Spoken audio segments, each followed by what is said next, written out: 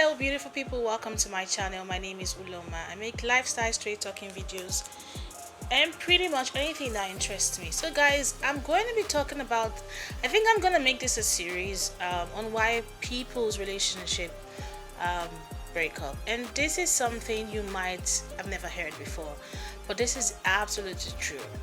In my 3 decades of living on earth, I have seen when it comes to romantic relationship, one, it's not something I actually centered, but it's something that I was very passionate about, because I didn't want to make mistakes in being with someone for the rest of my life. I didn't want to make that mistake, so I was willing to wait. I was willing to fuck the biological clock. I was willing to just get what I want.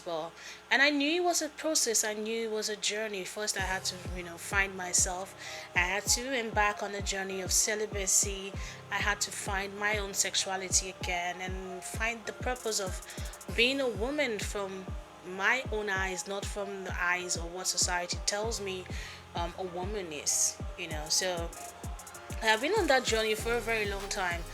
Very, very stressful, fearful journey. At the same time, very fulfilling and very rewarding. And I'm excited that I took that journey and I gained a lot of experience, wealth of experience over the years. And I'm gonna tell you some of them. So please like, share this video, subscribe. I'm gonna tell you one single truth that no one has told you. Look at yourself. You change. Some people change yearly, some people change 3, but at most 5 years. Everyone changes their personality, and sometimes their goals in life also change, and what they are passionate about also change, and sometimes all things will no longer be in the picture, or they don't find those things that they used to find appealing or fulfilling back then exciting anymore. It's normal human process of growth and development. So we go through all these phases, and the truth is people do not have time, or some people do not even understand that there is a process to life. So they are confused and they make a lot of mistakes along the way. Now, one of the mistakes people make is expecting somebody to be the same as they were when you met them, especially within the confines of a relationship. I think a lot of people do not take into cognizance that we are all human beings, and this is the first time we've lived on earth, and we are going to make mistakes, and we are going to find different things appealing at different points of our lives. It's a very difficult truth to digest, but this is the reality. This is what we face. Because the kids, the marriage, the relationship, the house, the car, at some point you get to come back to a baseline level. They give you that dopamine boost, you get excited. Oh, this is the next level of life according to society, and when the crash comes down, you start looking for another meaning. So sometimes when a relationship is failing, and I hear society talk about change for him, it's mostly the woman because I'm a woman, so I know what they tell women to do when it comes to relationship. Change for him, be more open-minded, be more accepting, be more this, be sexier, be this, be that, be this, be that. All those things actually are rubbish, really. All those things do not work. When we see they don't work, no matter how much the woman tries to do, or a man, okay, if it's a man in this situation, tries, to make things work, it doesn't really work, because the problem is, drumroll, not you. The problem most of the time, 90 something percent of the time, isn't you. When a person cheats, the problem isn't on you. When a person leaves, the problem isn't even about you. It's always about them and what stage of life they're in.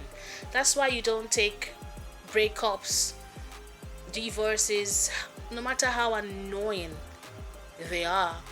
You don't take it to heart. You don't make it your fault. I mean, you're allowed to grieve. You're allowed to feel some sort of bitterness and grieve time lost, and grieve what should have happened. I mean, you can do all that, but ultimately, at the end of the day, it's really not your fault. It's that person's fault. There's things like I have outgrown a phase in my life, because they are all phases in life. Like, the way I was 5 years ago is definitely not the way I am now. Like, I've grown so much into myself, and I do not wish to go back. I like it here, okay? I do not wish to go back. I'm exactly where I should have been. I'm exactly where I should have been, because ultimately I listened to myself, I listened to my body, my brain, I listened to me, and the universe has been really faithful to me for me to really have that opportunity to, master myself. But I'm telling you this, most likely, most relationship is not gonna last. 50 to 70% of them would not even last. The 5 year mark, interesting, 10 year mark, give it almost 20 years, and if they don't separate, they start being complacent. Like, a lot of people, my generation especially, did not grow to see their parents happy. And if you did, sorry, you're an anomaly. Don't come here on my comment section and start telling me how wonderful your home is. Sorry, it's an anomaly. The rest of us grew up in somewhat toxic home, because our parents didn't have the right tools. The tools they had was the tools of servitude, and the tools that will be able to serve society better, but not themselves. By 2030, it's projected that more than 50% of women will be childless or child free and unmarried. It's because women are now learning, with this newfound freedom, women are now learning to be self sufficient. But people change.